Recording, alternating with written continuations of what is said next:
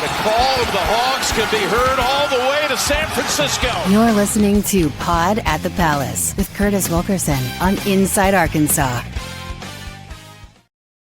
Good morning, everybody. Happy Monday. Happy game day. And welcome back to the Pod at the Palace. I'm your host, Curtis Wilkerson with Inside Arkansas. How's everybody doing this morning? Shout out to the coffee club, by the way. I see you still buzzing from beating up on Cincinnati. Was Razorback football a buzzkill that you didn't thought you could have? I did, to a degree. I'm not going to lie. If you watched our football post-game show, you already know that. But, I mean, regardless, you got to be pumped up to see this squad in action again, right? That was a hell of a lot of fun on Friday. I enjoyed myself at Bud Walton Arena. I can't wait to see these fellas in action again. 8 p.m. tonight, a late one against Memphis at the FedEx Forum and on ESPNU as part of the St. Jude's Classic. And make sure you join us for the Pod at the Palace post-game show afterwards. I know it's going to be a little bit late and folks got to work the next day. Hey, so do I. So does Andrew. Join us anyway. It's going to be a good time. We're going to get into the weeds with our preview this morning. We're going to talk about some areas Arkansas will look to improve on, what we want to see out of the Razorbacks in their final dress rehearsal before things get real in a week. It's creeping up on us here. We'll get to know Memphis a little bit and the challenge that they pose, and we're also going to get into some important recruiting updates as well. So not a whole lot of time to waste today. We got a jam-packed show, man. Let's get into it. We're sponsored today by our friends over at OZK Insurance. You guys know the drill. Nobody wants to deal with the hassle of shopping around, and that's why I use and recommend OZK. They're based right here in Arkansas, and they shop multiple carriers to find the best coverage and price for you, whether it's home, auto, business, you name it. Whether it's on Saturdays at Razorback Stadium or everyday life, you want protection that you can count on with over 600 five-star Google reviews. Count on OZK Insurance to get a free online quote at ozkinsurance.com or call 479-715-4200. It's OZK Insurance, protection made simple. All righty. Exhibitions are wild, aren't they? Have you guys been paying attention to any of this outside of Arkansas? I know it's preseason college basketball. It's the sicko committee. It's probably the coffee club that's really been following a lot of these exhibitions. A lot of people are still in, it's like college football mode. You're in the peak of the season, and then Razorback basketball is getting rolling, so you're paying attention. I understand that. I'm one of the weirdos that can't get enough of college basketball, whether it counts or not. But it just seems like very few teams. Everybody plays two exhibitions, and you can do the charity exhibitions where you play in front of a bunch of fans. You can do the secret scrimmages where it's behind closed doors and maybe you work on some different things. But from everything I've been able to gather, there are just very few teams out there that look the same in both exhibitions this year, for better or worse, honestly. Like, look at Cincinnati, for example, at Michigan compared to the next week at Arkansas. And speaking of Michigan, like, they lose that game at home to Cincinnati, and then they turn around and beat St. John's in the Garden the other night. Ole Miss, we talked about this one. They beat Houston in an exhibition. Then they turn around and lose to St. Mary's. Illinois, I watched it. I know they were playing a Missouri Valley team, but they look like a Final Four squad in their first exhibition, and they lose to a boogie flamless Florida team by double figures in a scrimmage a few days later. So I guess I say all that to say, if Arkansas balls out tonight again, I think we can at least point to the preseason consistency and maybe even draw some stronger takeaways of about where they're at heading into the season, not where they're going to be in March. Every team's going to evolve, but I think you got to feel pretty good about it if they have another really strong showing here. I mean, think last year. We were buzzing after that Kansas exhibition. They turned around and it was a stinker at TCU, and they lost, and it kind of reset expectations, but you didn't even really know exactly how to feel. Like, where exactly is this team? And I hope that we're not in that situation. I hope Arkansas goes down there and beats Memphis. But I'll tell you this, despite what, BBN or whoever the trolls will be that'll come in and try to tell you otherwise, if Arkansas does play poorly tonight or, they lose or whatever, that's just kind of the way these things go. Like, I wouldn't be taking much away from it other than, oh, well, we now know that Arkansas is capable of being beaten. Breaking news, I know. So it is what it is. But this is going to be a fun one. And then I'm really intrigued to see how this group looks, getting outside of Bud Walton Arena now. Like, there's cool storylines tonight that make you, does it make it feel a little bit like a, I don't know, more than your standard exhibition? Maybe just a little bit. Like, I don't know. By the way, if you're going, you're going to realize this if you haven't already. It's a doubleheader.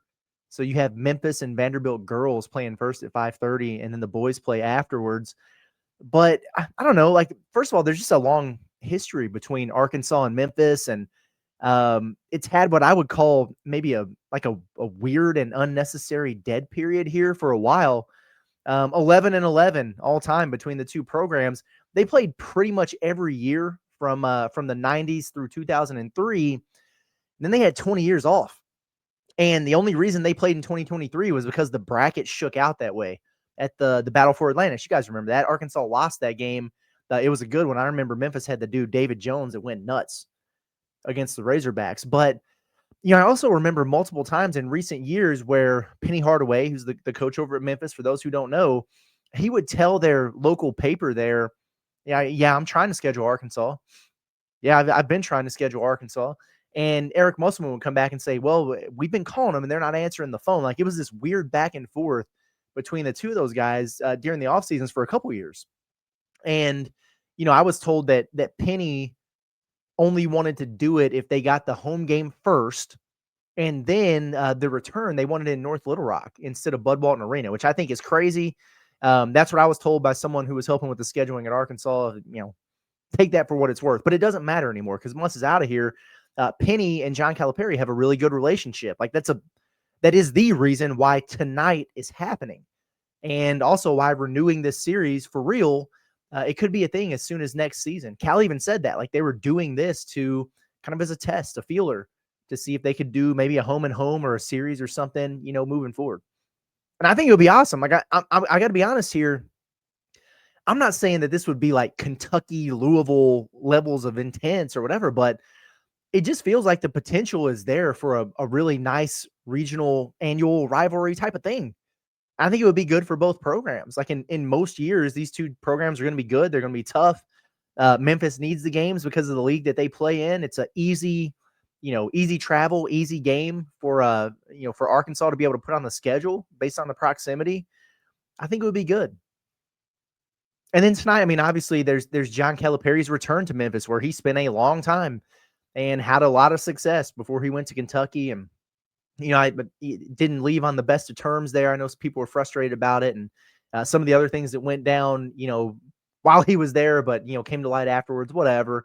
I believe Cal said 40 of his former players were invited, and, a ton of them are going to be there to be recognized, which is going to be cool for him for sure. I mean, he had a Memphis team in the championship game. It's a homecoming for Billy Richmond. That's very cool. But more than anything for me, like, it's just another opportunity for Arkansas to get better. So let's get to know Memphis first, and then we'll talk Hog. And like I said, we'll get to the recruiting stuff at the end for sure. The Memphis basketball program, guys, in my opinion, and I think objectively, it's in a really weird spot. Because you look at it over the last several years here, and they've had a good amount of success and usually win their league and, fairly consistently a tournament team. But it just seems like there's some strange things going on. I mean, they won 29 games last year, made the NCAA tournament. They did get popped in by a 12 seed in the first round against Colorado State. Was Colorado State? Yeah, Colorado State got them. They had one of their key players out, Memphis did, but what happened. But it's just been an insane offseason for those guys. Insane. Like, their big man, Dane Danger, he lost his eligibility case. He was trying to get that 5th year, clause from the NCAA. They told him no. Your All-American guard, PJ Haggerty, who Arkansas was in on initially, and then he was just asking for crazy money, and they moved on. But to that point, he hit the portal, and he had that crazy asking price, and he wound up at Kansas State with Jerome Tang for less NIL money than Penny Hardaway initially offered him to come back. So you lose both of those guys. They're one of their top transfers that they brought in, Sincere Parker. He was arrested on suspicion of aggravated assault of his ex-girlfriend.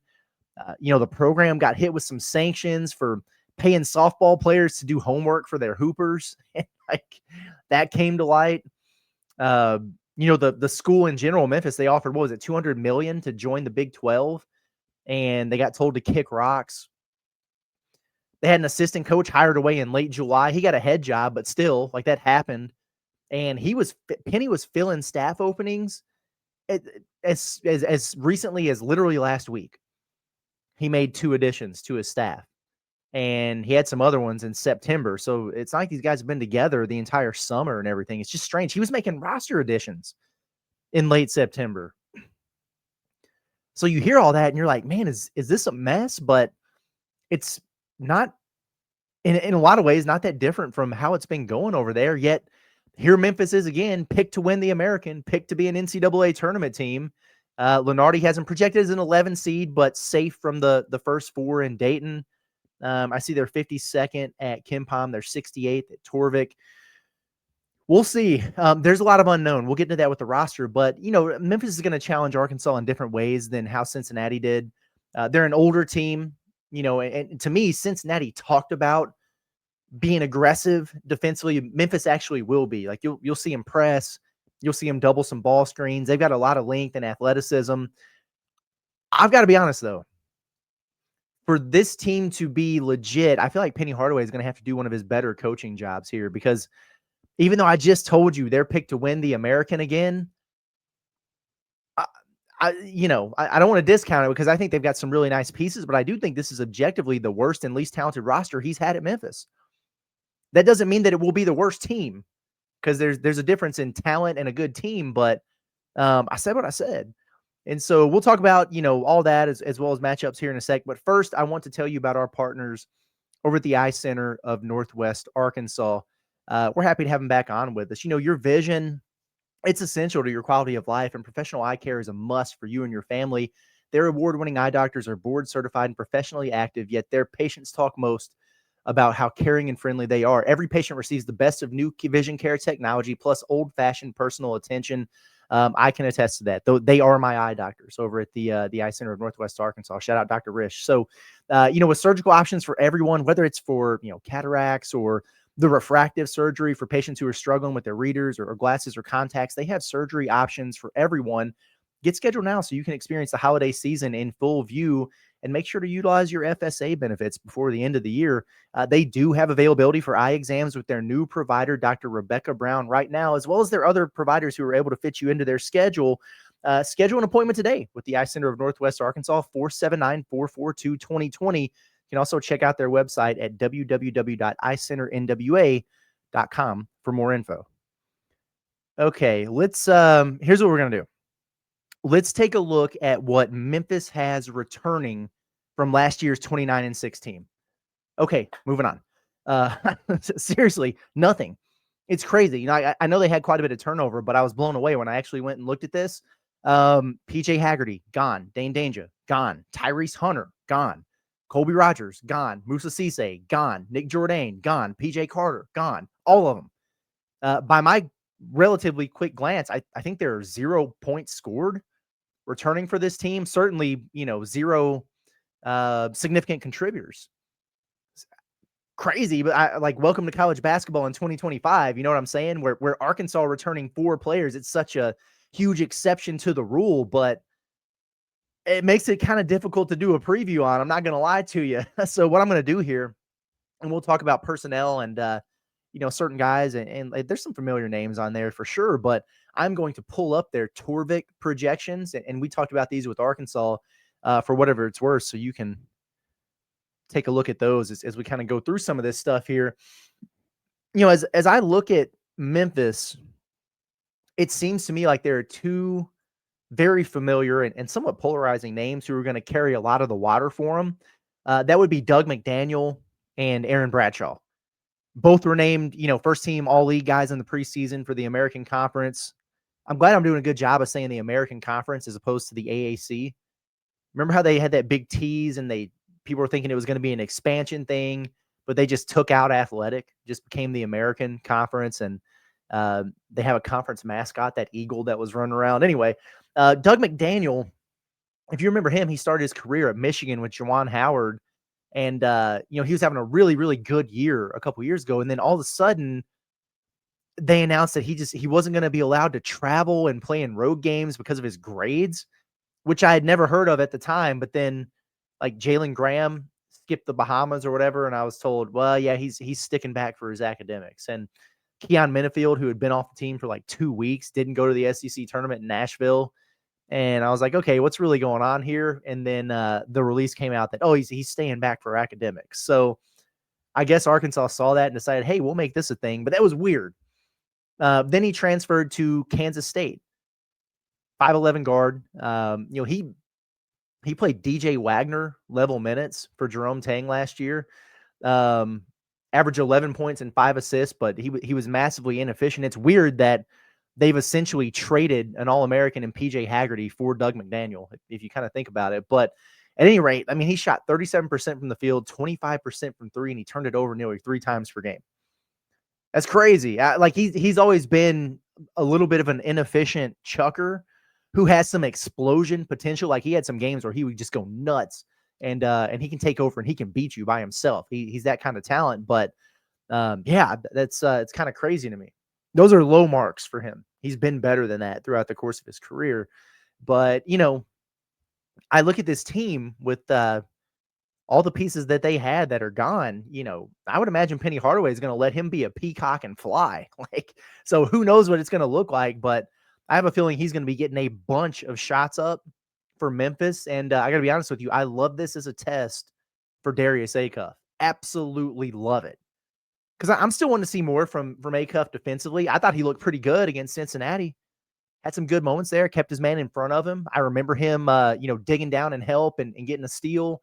He did some pretty good stuff. And now, you have a small, shifty shot hunter that you get to check the entire game. I think that's going to be a good test for him. This is also one who, Acuff is so physically strong. He should be able to completely overpower McDaniel, who I think 5'11" might be a little generous. They've got him listed at 175 pounds, but he can be super pesky defensively. So he'll probably be ball hawking against Acuff some. It's going to be good. Be a good matchup for him. I mentioned Aaron Bradshaw, 7'1", 215 pounds. Athletic big man. He was recruited and played for Cal as a freshman at Kentucky. I think you guys probably remember him. He was hurt, I think, at the beginning there. I want to say it was a foot, and then he came on after a little bit there in the season.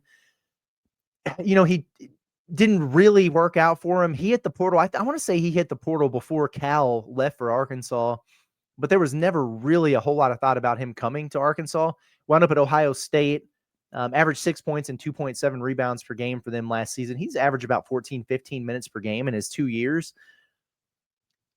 He should be a hell of a lot better than he is. And frankly, he has to be for Memphis to succeed this year. He's got all the talent in the world. I want to say he's a McDonald's All-American. I know he was a 5-star, but he just hasn't really put it together yet. And, we'll talk specifics on Arkansas shortly, but I think Nick Pringle's physicality could pose a problem for Bradshaw. But my eyes are going to be on Malik Ewan once again. And like I said, we'll talk about that a little bit more here in a minute, but intriguing matchups there nonetheless. And honestly, after those two, it gets interesting. And, since they haven't played yet, Memphis plays Auburn, I think, in its second exhibition in a few days. We're doing some major guesswork here on who's going to play and what it's going to look like. But, on the graphic, you see Zach Davis, for example. He's one that I would expect to be an important piece, maybe a starter for them. A 6'7" wing. He'll play the 3. He'll play the 4. He was at South Carolina for 3 years, so has SEC experience. Has seen Arkansas a lot. He was teammates with Nick Pringle last year, for what it's worth. Those guys, he started 19 games over there at South Carolina last season. He averaged 8.2 points and 4.6 rebounds. So he was a more than serviceable SEC player. Has not been a very efficient shooter in his career, I can tell you that. In 2 games against Arkansas last season, he played 45 minutes total, had 2 total points, and he was 0 of 11 from the field. So there's that. Curtis Givens III is another one, another SEC transfer. He's a Memphis kid, but he started a dozen games at LSU last season as a true freshman. Averaged 5 points per game. Again, though, he shot 27% from the floor and 24% from 3. He was 1 of 8 in 2 games against Arkansas. Are you seeing a theme here of inefficient high major transfers getting a fresh start? I mean, it's kind of exactly what it is with Doug McDaniel, with Aaron Bradshaw, with Zach Davis, and then Curtis Givens III. We'll see how that works out for him. Quante Berry he's a 6'4" guard. He averaged double figures at Temple last season. I've heard him draw some praise from Penny Hardaway. He's got the size to where he can play off the ball, but I think he might be a point guard by trade to a degree there. He's, been called one of the leaders of the team by Penny. Hassan Abdul Hakim, another guy to know. They're very high on him. Very, very high on him. He's an interesting player. 6'8" point forward type. I think Penny mentioned him as like a Draymond Green comp in terms of his role. He averaged over 13 points per game and nearly 6 boards at Rio Grande Valley over the course of 2 years, but he basically only played half of those seasons, and he left Rio Grande Valley in the middle of last year. I'm not really sure why. He just kind of left the team in January. I know that he's been dealing with a pretty significant quad injury, so I don't know how available or close to 100% he's going to be for this one. But if he is, he'll certainly be out there. Sincere Parker, again, I don't know his, what his status is with, the charges he's facing. I think he's waiting on his day in court still. But he's a really good guard. I mean, he averaged 16 a game at St. Louis. That's a program that I follow, and he was a good player for him. And he averaged over a dozen. He was kind of the sixth man for Will Wade last season on that McNeese team that beat Clemson in the first round of the tournament and, had a really good season. They had some good players over there. So, there's a handful of the names there to be aware of. They do have 2 other 7-footers who weigh about 200 pounds, seriously, that are relative unknowns. Tariq Ingram, I think, is a really interesting player there. He's 6'9", 260 pounds. He averaged 10 and 7 at Rider, a low major, but they added him to the team just a few weeks ago. So, again, like it's an older team. They've got a lot of length. They've got a lot of athleticism. A lot of talent. There's a bunch of reclamation projects in here. It's a very, very interesting roster dynamic. Well, like I said, the talent is there. Otherwise, they wouldn't have been picked to win their league here. In my opinion, this could just go a lot of different ways. Like there's a high variance, high ceiling, low floor for this team because if a few of these guys hit, they're going to win a ton of games and they'll be right back in the dance. But if they have more swings and misses than they do hits, this could potentially be, I don't know, a fairly bumpy ride, maybe, based on what we look like there. We'll see. I kind of wish they would have already played an exhibition. That way we had some more to go off, but I guess we're going to find out here pretty quick. Hey, today's episode of the Pot the Palace is also, as you know, brought to you by our friends over at Walter Christmas Lighting of Arkansas. We're going to have to see what kind of deal they're putting out there for their Christmas lights because, man, it's, you guys are watching this on October 27th. I bet if you hit them up, you could still get your Christmas lights before Halloween on Friday, but I don't know. We've been telling you about this for 2 months now. Like, you've had your chance. What have you been waiting on? But seriously, I know that that Christmas time is when you really, really like to decorate. It is the season, right? Holiday cheer, the holiday spirit.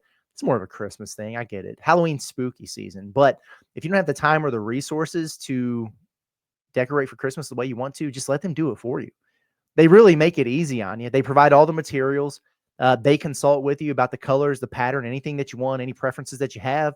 They come out and do the installation. The maintenance is free. They do the takedowns in January. It's very much hassle-free. In fact, they came out and installed all my Halloween lights right beside me outside my office on top of my roof while I was on Inside Arkansas Live. Nobody ever knew. They were quiet, quieter than Santa when he lands the sleigh and comes down your chimney to give the kids their presents. So good stuff there. Hit up our guy Brett for a free estimate, 479-459-1380. You can also check out their website at walterchristmaslighting.com or like them on Facebook by scanning the QR code on your screen. It's Walter Christmas Lighting of Arkansas, your local holiday lighting experts. All righty, moving on. I have realized as we were getting into this is going to be a long show on this Monday. Short hair don't care. I'm excited, man. I'm pumped up for this basketball team. I'll sit here and talk about it all day if I can. It cracks me up on Inside Arkansas Live when we've got a group of our Pot at the Palace posses that we're going to call it. Andrew's got the Bomb Bastards for bombastic, which is cool. I like the coffee club for Pot at the Palace. I mean, hell, it comes out at 5:00 in the morning. You're going to need your coffee if you're going to catch it when it goes live. But we got a bunch of people in that chat always during our noon show. That's like, I know Curtis is just itching to talk about basketball. Why does John keep asking about Arkansas's rushing attack against Mississippi State. Nobody cares. It cracks me up. We always have to do the thing where we're like, well, we do have a basketball-specific show every morning, but yeah, man, anytime I get an opportunity to talk hoops, I'm going to do it. What do we want to see from the Razorbacks in this exhibition? It is their final tune-up after all. I think it's really good that this team is it's testing itself with that quote-unquote short turnaround. I know that's Eric Musselman's favorite phrase, but also going on the road, right? Like you play on a Friday night, you have film and a little practice on Saturday, you travel Sunday, you have a shoot around, you play Monday. Welcome to life as a college hooper. And it is new for some of these guys. I am pretty sure, well, in fact, I know that they flew instead of drove across the state, so that's good. What is that, a half-hour flight or something? Like I wouldn't call this a hostile environment at all that Arkansas is going to face. I watched a handful of Penny Hardaway press conferences, recent ones, just to kind of get a feel for how he feels about his team and some of the things that he said. And he spent more time talking about why they can't get fans at their games with everything that's going on in Memphis than he did his actual team. So I know they're struggling from that standpoint. I understand some of the reasons why. They're also competing with the Grizzlies when it comes to buying tickets. And so I get all that. But my point is, I don't know if this is necessarily going to prepare you for what you're going to experience at Michigan State in a couple weeks, right? But hell, and it's going to be a pro Calipari deal because of this event and honoring those players and everything. Plenty of Razorback fans are going to be there. However, I think there is still something very beneficial to traveling, getting on the road. It's a new routine. Your schedule's a little bit different. You're sleeping in a hotel room instead of your own bed. You're playing in somebody else's arena. Like, it just gets you prepared to handle all that part of it mentally. And buddy, they better be locked in when they're in East Lansing for this Michigan State game. So I think it's going to be good for them to that point. Will the freshman Razorbacks take this show on the road? Because man, oh man, they were impressive against Cincinnati, weren't they? Darius Acuff, Malik Thomas, that is must-see TV. Somebody said I should trademark electric. I don't know a better way to describe it, so I'm just going to say it. They were electric, man. they truly were. Combined for 35 points, hit 5 of Arkansas's 8 threes. Just a heck of a lot of fun to watch. And I can't wait to see him again. And I hope it travels. I really do. Like, if they're able to stack a couple really good preseason performances together, you got to think the confidence is going to be really, really high going into the regular season for these guys. They're both going to be great for Arkansas this year, but I'm pumped to see them again and see them in a different environment. Mention Memphis. They're probably going to be super aggressive defensively. And, again, they'll press you some full court. They'll double some ball screens. They'll try to do some different things to generate some turnovers. Good. That is exactly what these young fellows need to see and be able to react and adapt to. A couple guys who I feel like might need to accept John Calipari's challenge seem like, because, what did he say? He's talking about we're trying to, what did he say? Complete each other and not compete with each other. And it's like, hey, I'm gonna play the best guys. It's a lot of coach speak in there or whatever. He directly, like, outright kind of challenged Malik Ewan after the game, said they got to get him going, got to play a little bit harder, do some different things. Agreed. And I thought they missed. I thought Malik Ewan in that game, as I went back and watched, he had more opportunities than I thought he did. And he just didn't get the touch. Or he would, but there'd be a foul off the ball. Like, it was one of those games where it just didn't quite work out for him. I thought he was a little bit too casual early.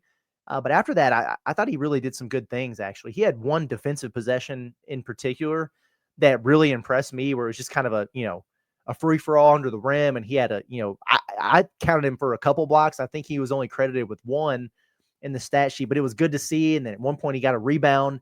And you guys remember the play. He just, straight line drive, like point forward, leading it up the floor, and then one hand dime to TB for the finish. He did some really good things in there and had a couple moments where I thought he probably should have gotten a call and gotten to the free throw line. He didn't. I mentioned I'd like to see him face up a little bit more, but he's also going to have a size and strength and physicality advantage against some of these guys from Memphis. So I'm going to be interested to see kind of how he looks in the second opportunity here. And if it's going to be the type of, up-tempo, frantic pace where maybe there's, if a team wants to double a ball screen that Malik Ewan is involved in, man, good luck if the guard is able to identify that and get it back over to him and let him create with a numbers advantage. Could be a lot of fun. So looking forward to seeing what Malik Ewan does in this second game. I wonder if he's going to start. Cal is talking about mixing and matching some lineups. He had a different second half starting group than he did a first half. He said he's going to start a different group against Memphis. I wonder what combination he goes with. Who else could he have been challenging? Before I get too far ahead of myself here, because we know it was Ewan. On one hand, I look at it and I'm like, well, Nick Pringle only played 11 minutes, but he looked really good. I thought in the 11 minutes that he played, his energy was good. He's getting on the boards. So I don't think it was him. Could it have been DJ? Maybe. My only thought is that I just remember one of the last times we talked to Cal, he was very much saying, or was it SEC Media Day actually, that his challenge to DJ is to just be that guy and take that shot, be more aggressive, and all those things. And then he played 23, 24 minutes, whatever it was. He only had 3 shots. I didn't think he played poorly, and I thought he was just fine, kind of facilitating and, taking what came to him through the flow of the game and letting those freshmen get a little bit more acclimated. But maybe it was to him. It's like, hey, you still need to get yours kind of deal. I think he needs to anyway. Like in the second game, go ahead and be a little bit more aggressive. Let's work on getting everybody involved, including you, because you're going to need the whole squad ready when things get real here. Speaking of those lineups, it is Billy Richmond's homecoming. You think he'll get a start? I hope he does. Because Billy he strikes me as just such a energy, spark plug type of dude off the second unit. And I actually love the idea of, your 3 primary bench guys. You've got absolute fireworks, firecracker scoring, microwave scorer in Malik Thomas as your 6th man. And then you have, just this super versatile offensive big man who can score in bunches himself in Malik Ewan. And then maybe the best defensive player in the SEC in Billy Richmond. I actually, the more I think about that, I love that dynamic with your second unit. It's a lot of fun. But I also want to know what a lineup that starts Billy Richmond would look like. Do you start him at the 3? Because if so, who comes out? Because it just feels weird to say Carter wouldn't start. It sure doesn't seem like he'd take Acuff out of there, or, maybe DJ, but hell, he hasn't done it in 2 years. You know what I'm saying? And I'm sure Trevin's going to be in there. Do you go small and have Trevin at the 5? My point is, I hope he does it, and I want to see what the lineup looks like. I think it could be a lot of fun. I hope that both Billy and Malik Thomas get a start in this game. See how you look. Because I think both of those guys coming off the bench most of the time, but I want to see how they react to starting, because Billy's just such a high motor guy that it feels like sometimes he might just need to sit and watch the game for a minute and then come in. Same thing for Malik Thomas. He seems like a prime candidate to be a little bit too amped up and comes in there and trying to do too much, makes a couple of mistakes. He might be a guy who needs to see what the flow of the game is before he checks in. Start them both. We'll see what it looks like. Why not? Free throws. All right. Boring, I know, but they were 15 to 25, 60%. That was the one of 2 things offensively that I like to see more from. You could cut down the turnovers just a little bit, but I didn't think 13 was that much. You got to shoot better from the free throw line. I thought the number that, getting to the line 25 times, that's good. You just got to make more than 15 of them. And I want to see him a little bit more aggressive on the offensive glass. We talked about that a little bit. Arkansas was so efficient shooting it that, you see 7 offensive rebounds and you go, man, they weren't really that active on the glass. I think they could have been more aggressive, but they didn't miss a lot of shots. So that's actually a decent number. I'd have to do the math real quick to see what that percentage is, but it's not bad. More decent 3-point shooting, right? Like, you shot pretty well at Bud Walton Arena. Good, great. You love to see it. Now let's see if it travels a little bit, because I do remember like at prime time at the Palace and the Pro Day, I thought they shot it really well in Bud Walton Arena, in the practice facility. And then when we got to Hot Springs for the tip-off tour, probably the first 10 minutes or so, Like there were some air balls that were long, like some bad misses. And I remember telling you guys, I was about to put down in my notes, like, gosh, man, rough shooting day for the boys here. Then they settled in. They were lighting it up by the end. That's what shoot around is for on Sunday night or Monday, whenever they do it. That's what warm-ups are for, to get familiar, get acclimated. Anxious to see what it looks like in a game like this, especially against a team that's going to be, trying to speed you up. Are you going to be getting into rhythm jumpers? Are you going to be forcing a little bit? I hope they stay on the attack. They should be able to get layups and dunks, right? But you still want them to be able to knock down some perimeter jumpers. So I'll have my eye on that. They say defense travels. At least that's what I've heard. That's what Quinn told me about Auburn football, and it turns out that was true. But Arkansas really sat down and guarded well against Cincinnati. I think Memphis is going to have, more guys who are able to get downhill, right? And slashers who are able to get to the rim and everything. They're probably a little bit more athletic. So can Arkansas take that energy onto the road and find similar success? Maybe turn them over a little bit more. I would imagine that Memphis will shoot better than 28%. They'll probably score more than 61 points, but hell, I don't know. We'll find out. I can't wait. I'm really looking forward to this. ESPNU, by the way. Oh, and also, we're not going down there for this. We really wanted to, but the logistics for our content don't really make a whole lot of sense. We wouldn't be able to do our post-game show live from there, first of all. So that would kind of put us in a little bit of a delay, and it's going to be so late that there really weren't a lot of good options in terms of like restaurants or places that we could go in and actually do a post-game show for this. So that was going to be a little bit tricky, and I'm just not in a position where I would have been able to spend the night and do it at a hotel or something. I gotta get back home and help take care of the little fellas. So exhibition game, okay, we'll stay back home for this, and we'll look forward to some of these cool neutral site games that they have coming up. But yeah, with that in mind, we will be going live immediately following the end of this game, and make sure you tap in with us and join us for sure. Let's talk a little bit of recruiting before we do.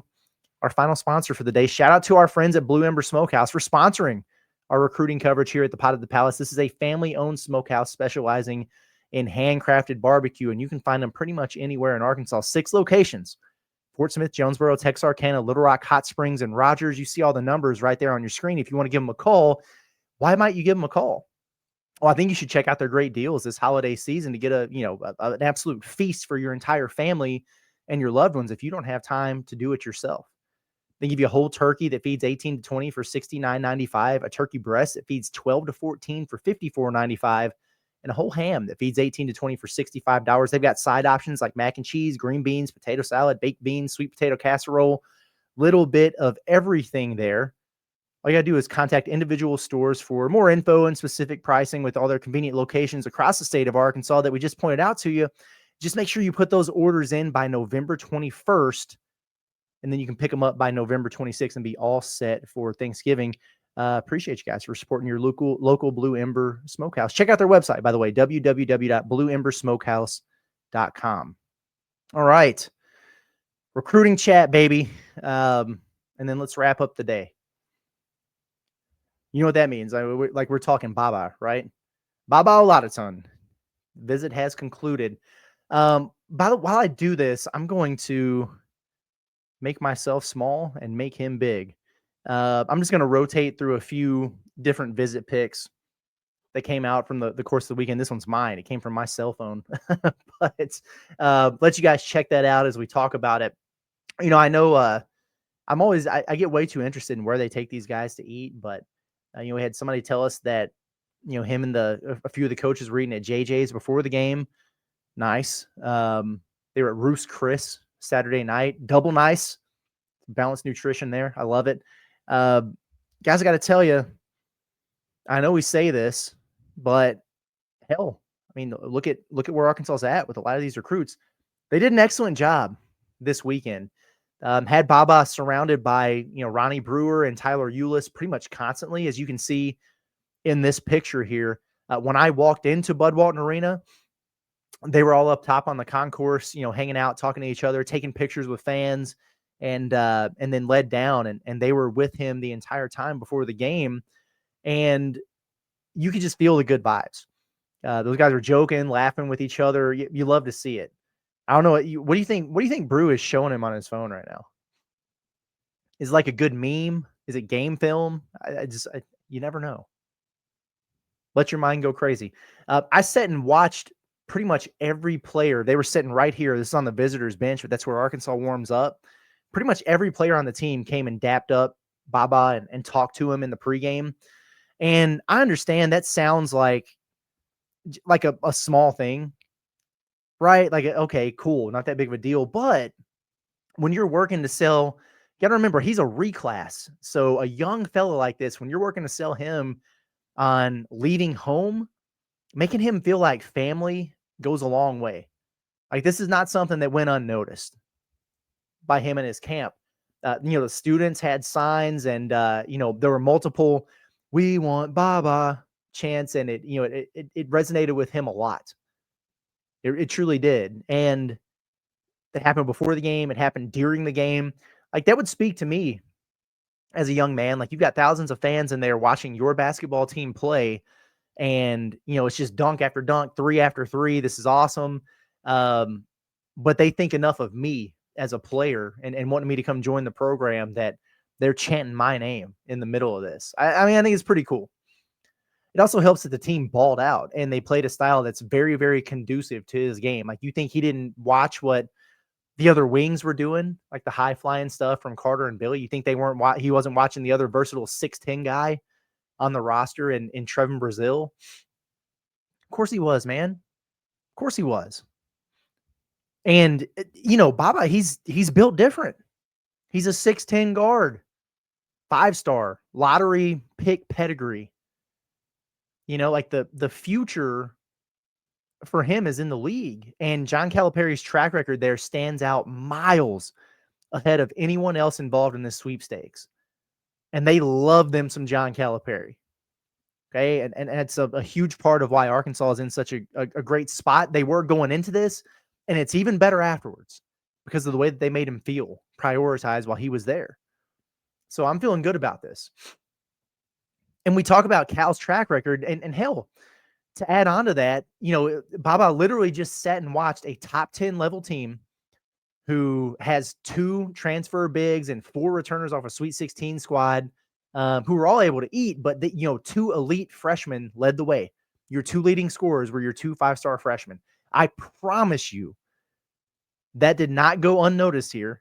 1, and 2, I guarantee you they told him about it afterwards. Hey, did you see that? This could be you in an exhibition game next year. I love it, man. Family is going to be very, very involved in the decision-making process here. They always are. Okay? Family is involved in every decision when it comes to recruiting. But Baba's dad, you see there, is a massive, massive factor in how this plays out. And sometimes people hear that and they get the wrong idea. Like, oh, gosh, an overbearing parent. Oh, he's trying to, live through his kid, whatever. No, it's not like that at all. It's not like a helicopter parent situation. Nothing like that. Awesome people. He's been through this before, a former player, and he's just a heavy influence in the life and is looking out for the best of his son. Sometimes it's agents, parents will just be like, hey, we just want you to make the best decision for yourself and we support you. And other times a family's close and tight knit and they just kind of all go in on the process together. You know what I'm saying? But Dad's a Virginia Tech alum, and I'm told the Hokies are going all in on getting him.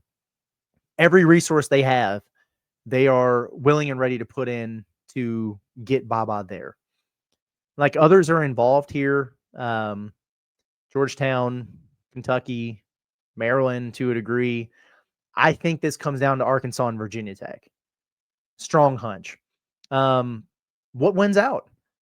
Right? Better coach, better NBA track record, better program, better league, or the closeness to home, the family ties. Dad played there. Like, there are different things to pull you in different directions. And I have reason to believe that the money is probably going to be similar and it might remain that way. We'll see. Right? We've heard that before. I got to be honest. Like, if Arkansas was closer to the crib, I think I would have already put my crystal ball in.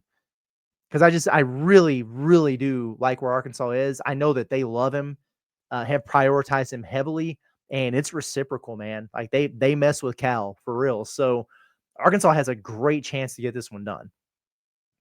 Arafan, by the way, which might as well do another little update here. Had his visit, the final visit to Houston. You know, I'm told that they really went all out, which is, I mean, duh. Why wouldn't you? No surprise. It's final visit. November 19th, I believe, is the tentative commitment date. I think that's his birthday. So there's time to let any momentum chill out there and, make your final impressions. Cal can probably go back out and see him. All that stuff is still on the table. I'll say, my feelings on this, maybe they've changed slightly, but not a whole hell of a lot from where I was feeling ahead of the weekend. I will say this. I do find it interesting that Houston is all of a sudden a finalist, final 2, by the way, with BYU for a G League big man. Yes, they are getting involved in that nonsense as well. It's interesting because Kelvin Sampson poo-pooed on it, and then here they are. I don't know. It's kind of strange, but this kid is visiting both BYU and Houston, and he's supposed to announce his commitment on November the 10th. So that'll probably tell us everything we need to know about Houston and Arafan, right? If this kid announces beforehand and he pops for Houston, I don't know. I think it's interesting because one of the things that we've heard from Arafan's camp is that they're kind of watching what schools will let their freshmen rock and play through mistakes and everything like that, and then also how do they recruit the portal? How about how they recruit pros at your position? You know what I mean? At the same time that they're after you, it's interesting to me. But at any rate, that's Houston. And yes, I heard, and I asked around a little bit, and yes, from the sounds of it, after just a number of whiffs there, Indiana seems to be pushing all of their chips, in the Arafan basket to the point I would probably maybe move them ahead of Kentucky into the top 3 with Houston and Arkansas here. So we're getting closer and closer to decision time. I'm sure some more intel is going to come out. We'll be keeping an eye on John Calipari's movements here. How many times does that plane go up to Iowa to check on the big fella there? I think we'll reset the board maybe. Let's see, Tuesday will be a report card day, probably Wednesday. Just thinking off the cuff here, I would probably have Baba and Brandon McCoy as Arkansas's top tier with Arafan, Caleb Holt, Jordan Smith Jr. Like a notch below if we were doing the likelihood meter thing. But I'll think it through a little bit more thoroughly, and we'll do that on Wednesday. But anyway, going to get out of here for now because we got a long day and then a long night. But I can't wait for the Pot the Palace post-game show with you guys. Make sure you tap in with us and hang out following Arkansas's exhibition against Memphis, probably, I don't know what, 10:30-ish. So grab your coffee or your energy drinks or your beverage of choice, whatever you might need, and come hang out with us in the live reaction. Subscribe to the Inside Arkansas YouTube channel if you haven't done so already. Find us where you find your podcast, Apple, Spotify, wherever you listen. The Pot the Palace can be found there, and we can be found here immediately following the conclusion of tonight's game. You guys enjoy the rest of your day. We'll see you this evening. Everybody have a good one.